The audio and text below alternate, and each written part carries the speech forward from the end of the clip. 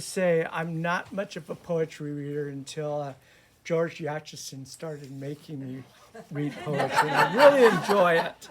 And I really enjoy Paul's poetry because it's light, it's sometimes fun, it's very interesting. And this book is very unique because all I can say is there's Barbie, bears, butterflies, and Taylor Swift in poetry. Oh my! So here we go for Paul Willis.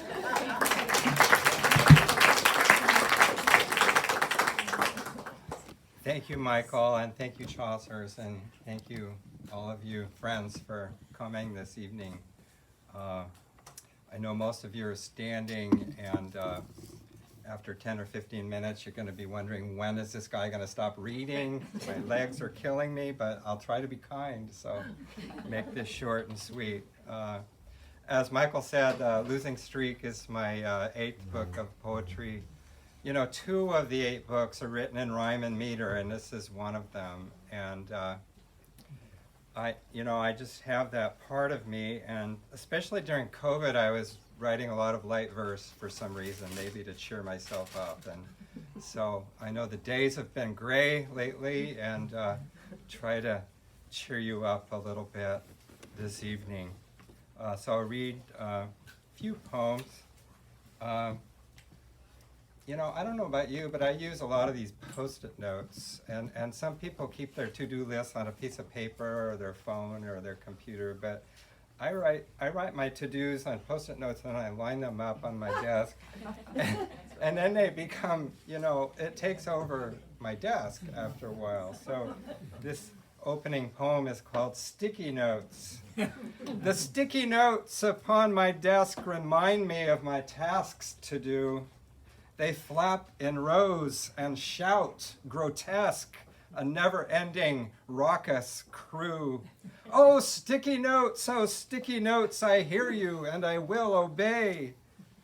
But first I must go feel my oats instead of dully making hay.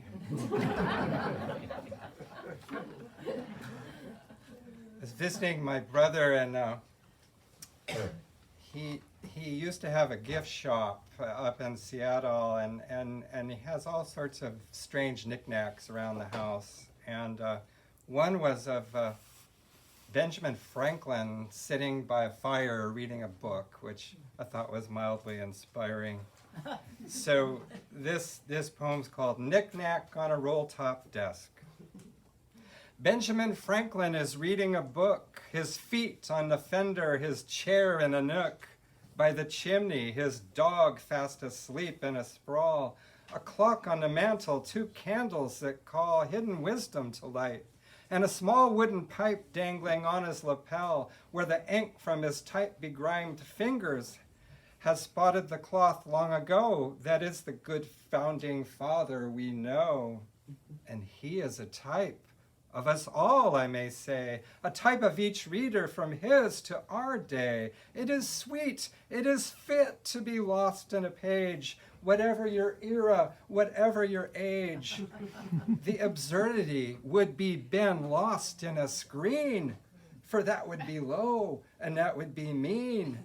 There is something about a bound volume in hand, or a scroll, a stone tablet, a scrawl in the sand, that begs our attention and fixes it fast, that offers in language true words that will last in the heart for long after the covers are closed. Dear reader, hang on to this portrait I've posed. Hang on to your chimney, hang on to your dogs, hang on to your ashes and embers and logs, on your file-nuzzled hearth while you rest in your chair. The spirit of Franklin is here that was there. If only we nourish it, spark by dim spark, a low, steady flame that illumines the dark. Yeah. Let's hear it for this wonderful independent bookstore. Yeah. Spirit of reading.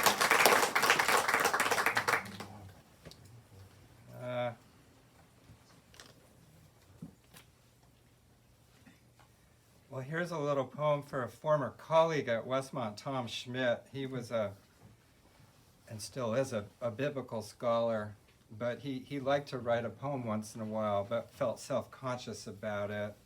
So this poem's called Reassurance. My friend the scholar now supposes violets blue and red the roses are the limit of his poses. As a poet, when his prose is Matthew, Mark, and Luke, and Moses, what he writes and what he knows is fit and fine and sweet and closes.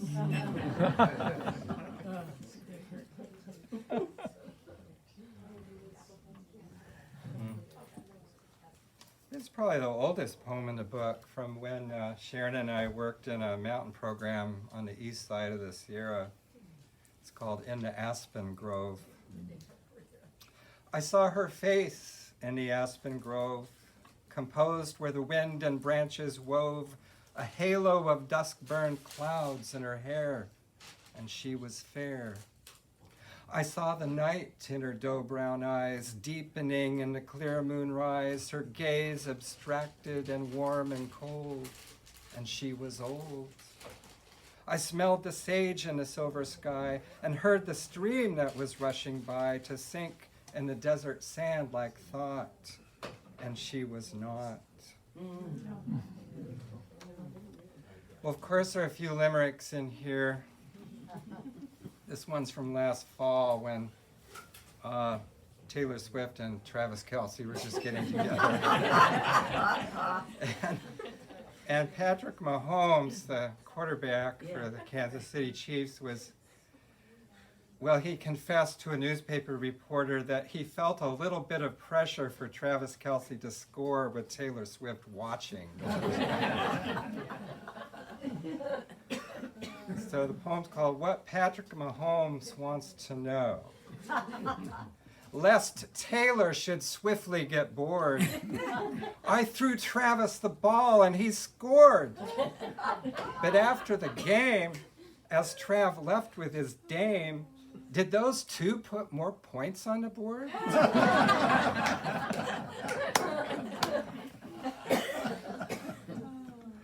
Michael mentioned that Barbie is in the book, and I read this long article last summer by a literary scholar comparing Milton's Paradise Lost to Greta Gerwig's Barbie. And it was very erudite. I thought I'd sum it up for you in this poem called Milton versus Gerwig. First came Adam, then came Eve, an afterthought, I do believe. But first came Barbie, then came Ken. When you've got Margot, who needs men?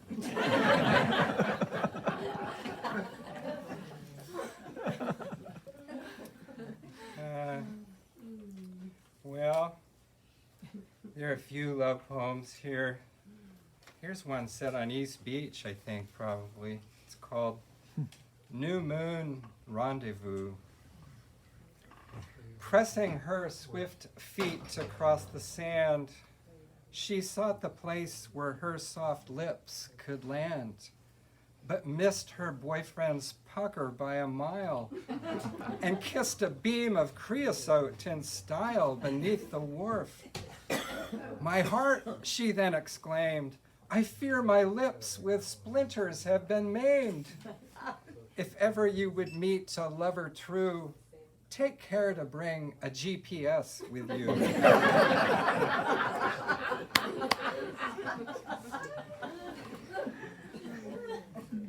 All right, just a few more.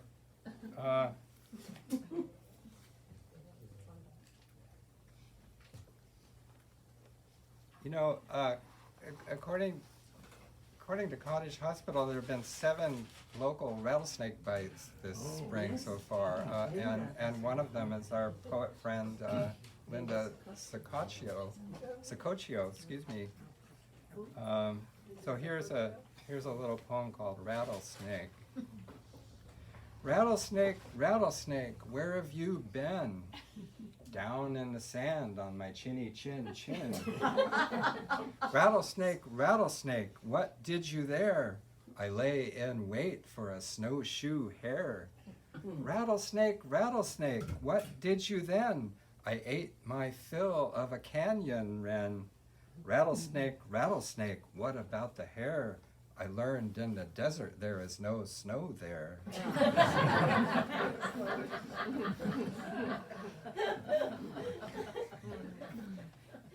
And here is the song of the mosquito. I whine by day, I whine by night, your flesh, it whets my appetite. Within your powers do what you may, you can swat or you can spray, but in the end I will succeed and pierce your skin to fill my need. For God made me as he made you. He loves mankind, but loves me too. And as his son shed blood for thee, I ask that you shed some for me.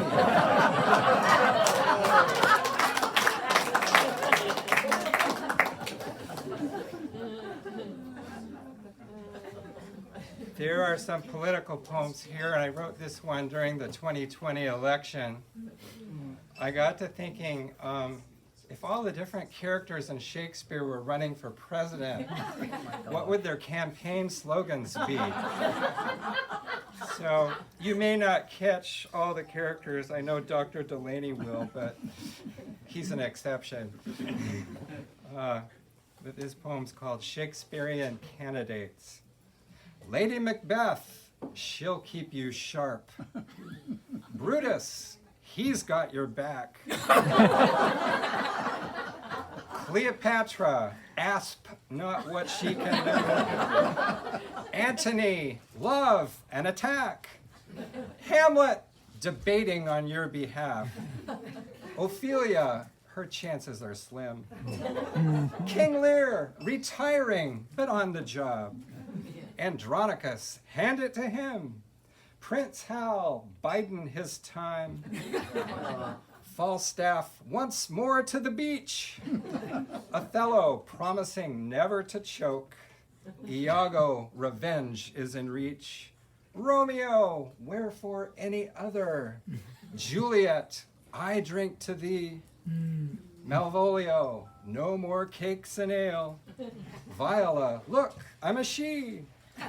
Rosalind, closer than you think. Beatrice, all mirth and no moan. Benedict, willing to change his mind. Dogberry, true to the bone.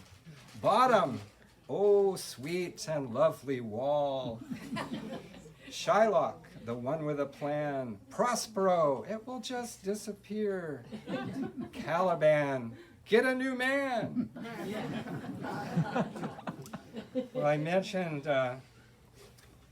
that I wrote a number of these poems during COVID. This was at the beginning of the pandemic, if you remember those days where we were all shut in our homes and trying to think how we would approach life at that time. So this is called Words to the Wise. After a month of sheltering in place, you'd think we'd finally have the guts to face the possibility of illness, death, dry coughing, burning lungs, the loss of breath. But no, the most important thing for us is who beat whom in Scrabble. All the fuss of triple word scores, arcane spellings, where the Q's and Z's and X's might prepare their owners for decisive victory.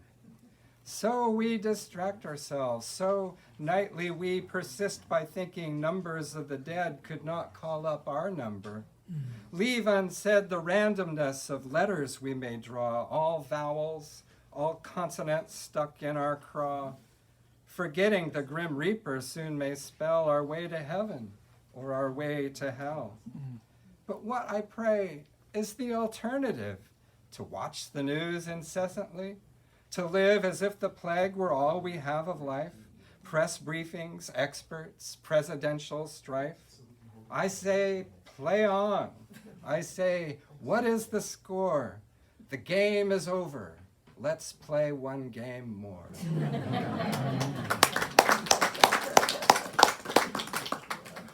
Well, the book is dedicated to our two young granddaughters, Charlotte Ryan and Hannah Claire. So just a short poem for each of them to end the reading. Hannah Claire wasn't there, and then she was, just because.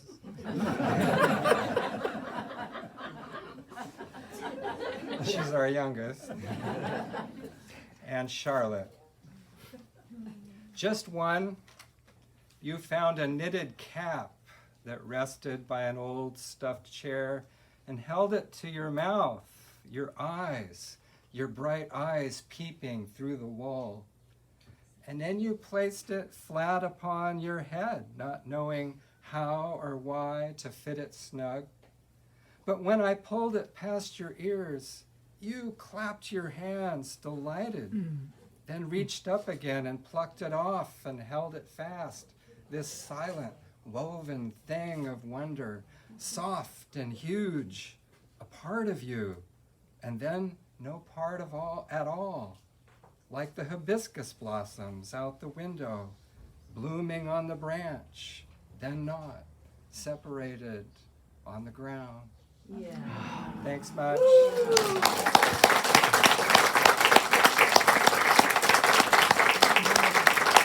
Comments, questions? Or do you want to take some questions or comments? Would yeah. anybody like to say? Michael's asking for questions, so Or comments? he's or happy to anything? answer anything. No.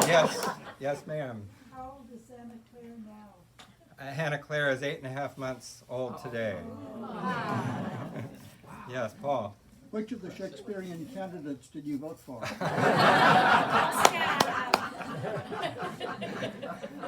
All of the above.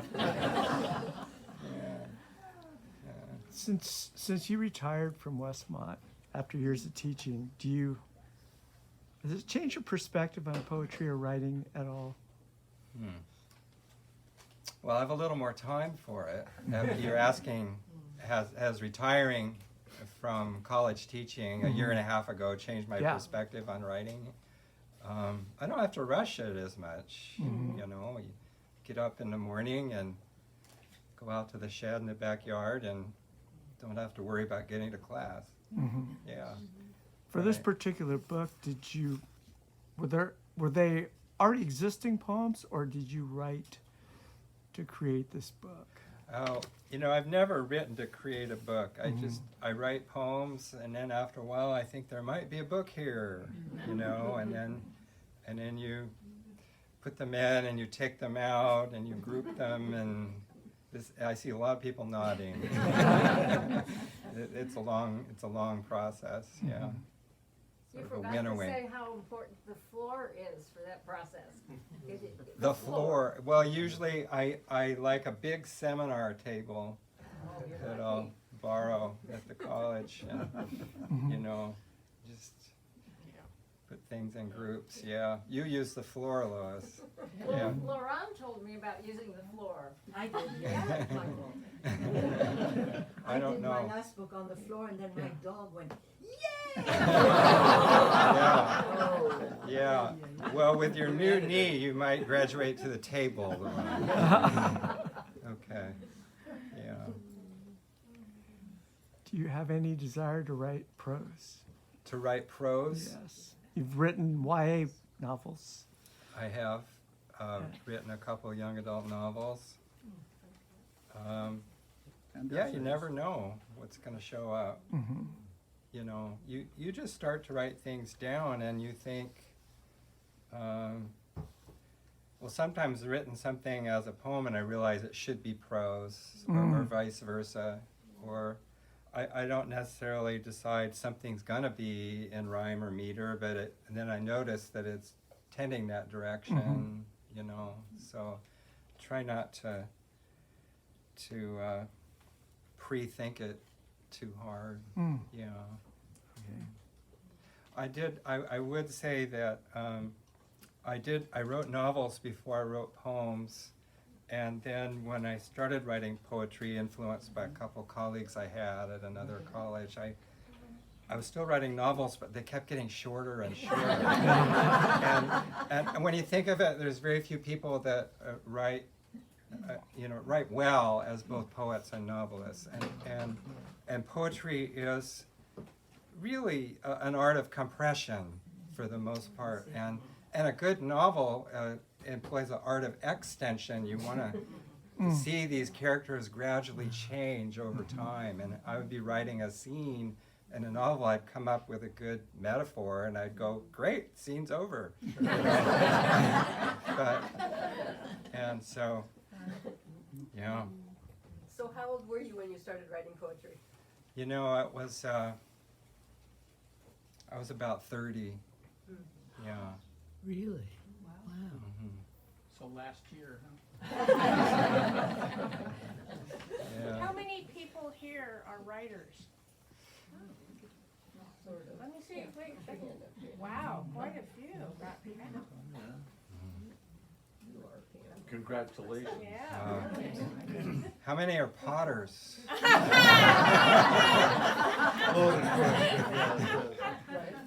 Yeah.